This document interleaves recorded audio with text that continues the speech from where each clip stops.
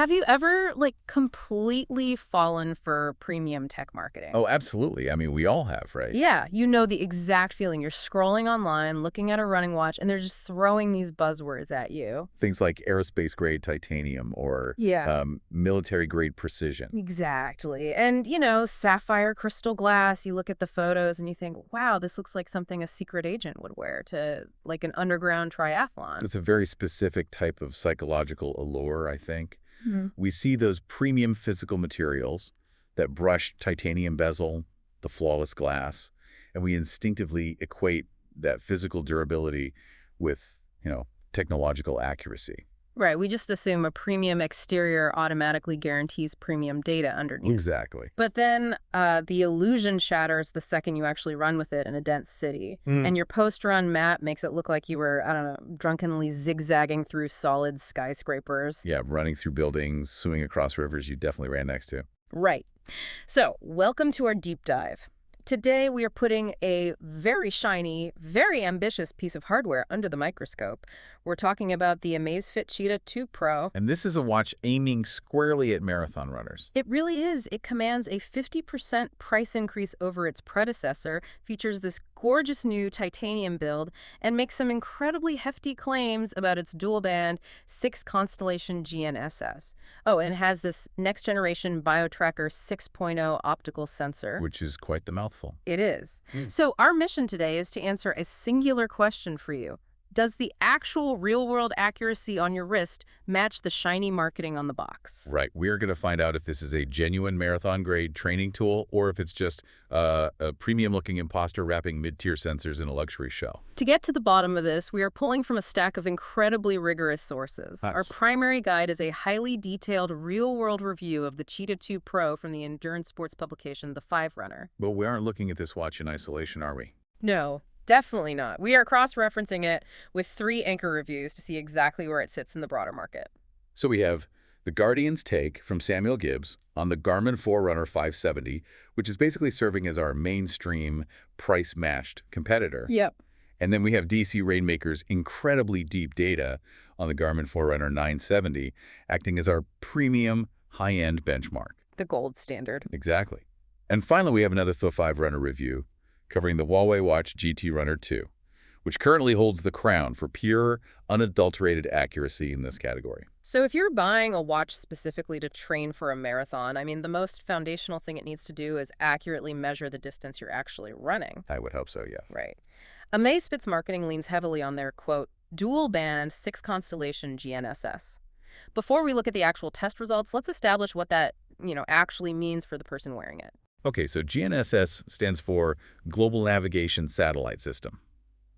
When a company claims 6 constellations, it means the watch isn't just talking to the standard American GPS satellites. Okay. It's also pulling data from Europe's Galileo, Russia's GLONASS, China's Beidou, and others. So it's basically casting a wider net. Exactly. And the dual band part means it is listening to 2 distinct radio frequencies, usually what they call the L1 and L5 bands, from those satellites. Right. So in theory, this dual frequency approach allows the watch's internal processor to spot and, ignore signals that have bounced off a building, giving you a pinpoint track of your actual location. In theory. Yeah, keywords in theory. Because the 5 Runner puts every watch through a standardized, highly controlled 10-mile test route to see what happens in reality.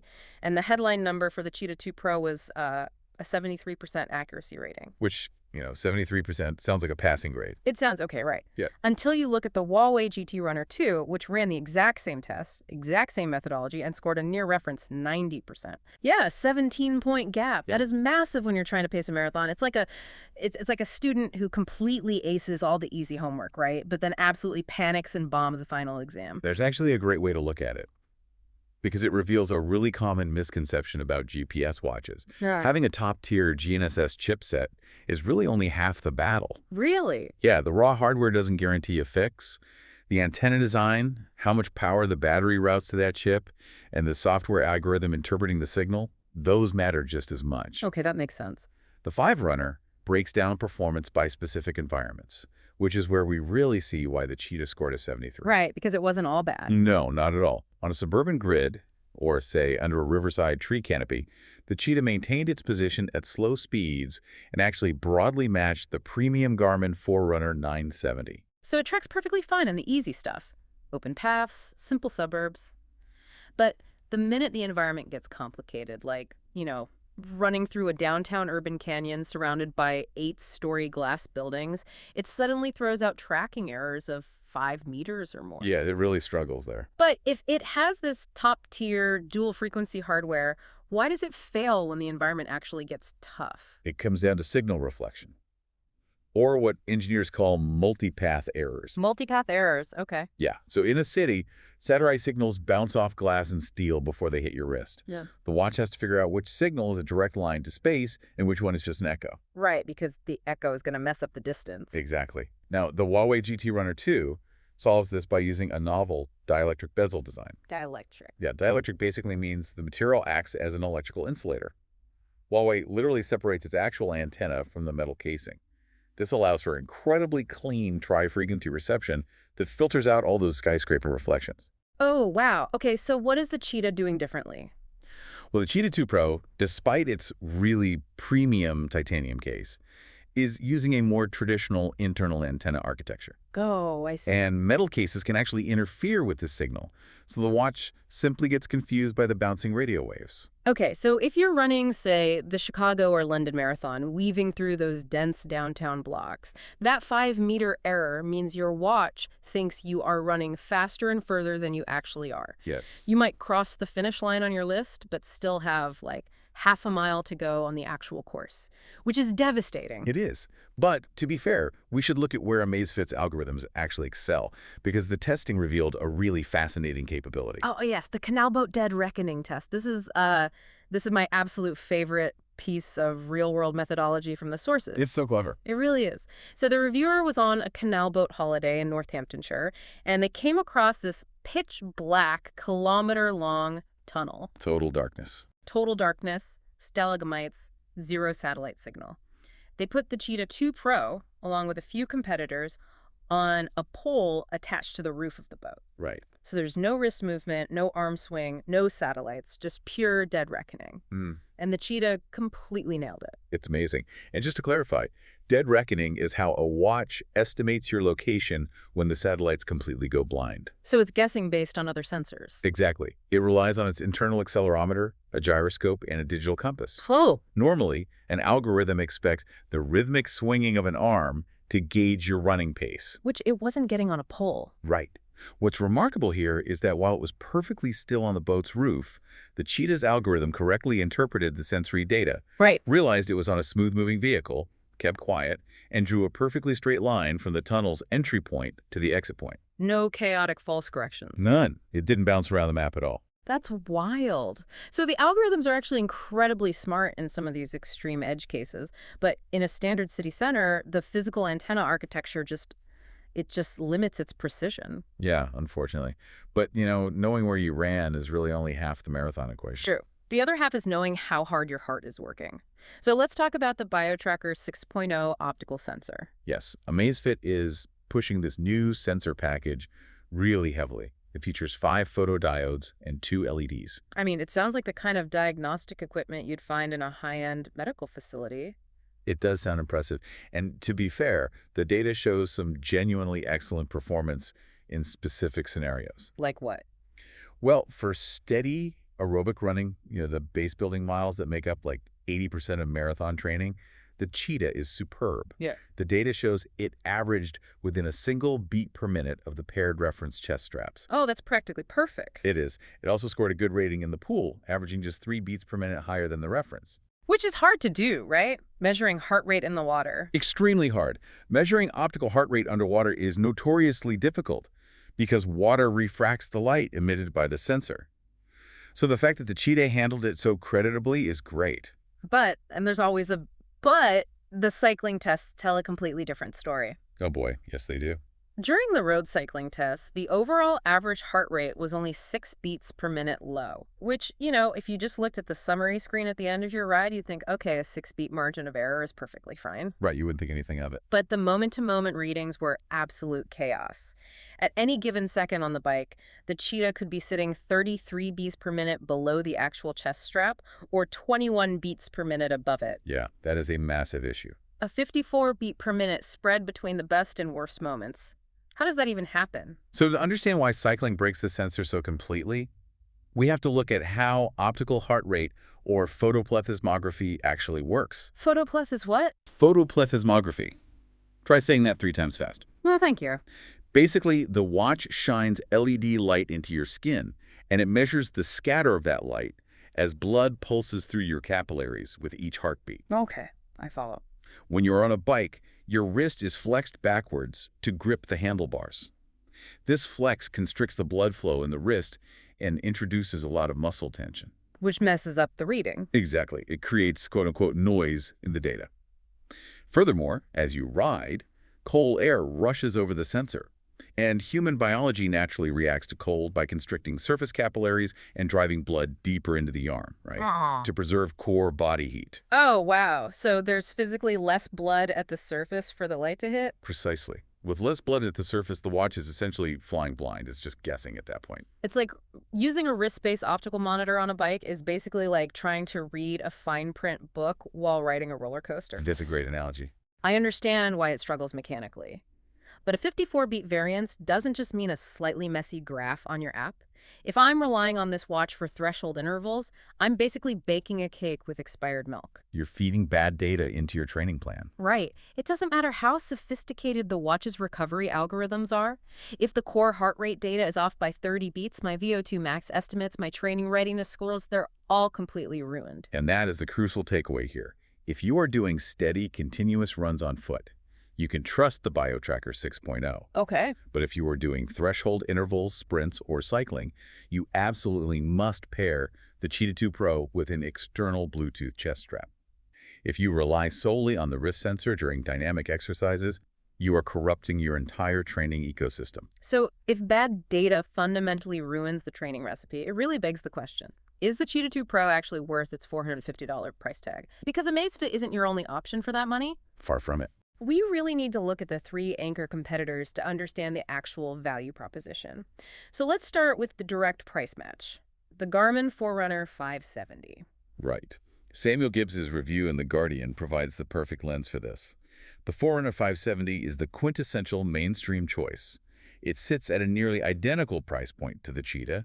However, the hardware philosophies are polar opposites. How so? Well, the Garmin uses a polycarbonate plastic body, and it entirely lacks onboard offline maps. See, a $450 outdoor watch that doesn't have offline maps feels like a pretty steep omission.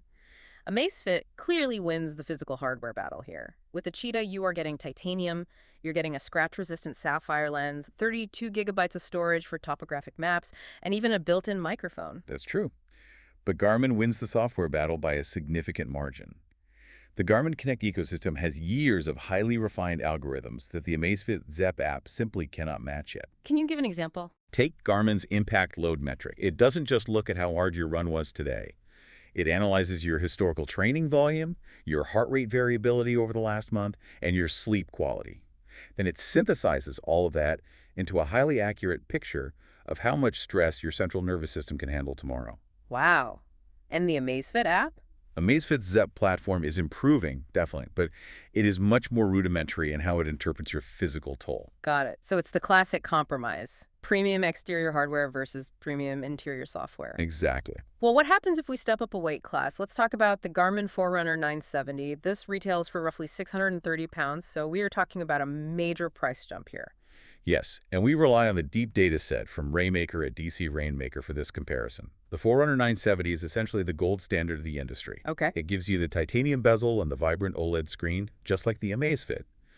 But it pairs them with incredibly refined features like running tolerance, which dynamically adjusts your race predictions based on heat and altitude acclimatization. Oh, that's smart. And race testing demonstrates near flawless GPS and heart rate accuracy. So the Cheetah 2 Pro offers you a very similar premium hardware feel at roughly 70% of the cost. But the cost of that discount is sacrificing the ultimate precision and Garmin's, encyclopedic software. Right. You get what you pay for in the data department. Which brings us to the wild card in all of this, the Huawei GT Runner 2. Ah, yes. The Huawei. So the 5 Runner tested this using the exact same standard route methodology as the Cheetah, and we already know it achieved that incredible 90% accuracy score, completely outperforming the Amazfit in those tough urban canyons. It really did. It has better sensors, it also has titanium, and it actually costs slightly less, around 400 pounds. So my question is, if the Huawei is cheaper, premium, and demonstrably more accurate, why wouldn't every single buyer just choose that one? That's a great question. And the answer lies entirely in what happens to your data after you finish your run. The Huawei Health platform operates as an incredibly strict walled garden. Meaning the data is trapped inside their app. Precisely.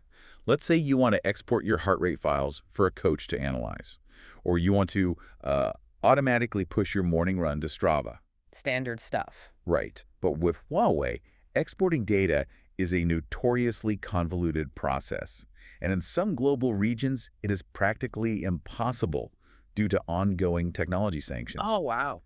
Furthermore, if you buy a 16-week marathon plan from a third-party app like Runner or Training Peaks, you cannot seamlessly beam those structured daily workouts onto a Huawei watch. Okay, that sounds like an absolute nightmare for anyone who actually uses modern training tools. It is a massive headache. The Amazfit Cheetah 2 Pro, by contrast, operates on the Zepp app. And while Zepp doesn't have the analytical depth of Garmin Connect, it offers excellent third-party integration. So it plays nice with others? Very nice. You can seamlessly sync your marathon plans from Training Peaks straight to the Cheetah, and your runs automatically upload to Strava before you've even taken your shoes off. So for a significant portion of runners, that platform openness is worth sacrificing a few percentage points of urban GPS accuracy. Exactly, the trade-off. And looking at these competitors really forces you to make a hard decision about what kind of runner you actually are, because every watch at this price point demands a compromise. They all do. So let's bring it back to the Amazfit. What does choosing the Cheetah 2 Pro actually cost you?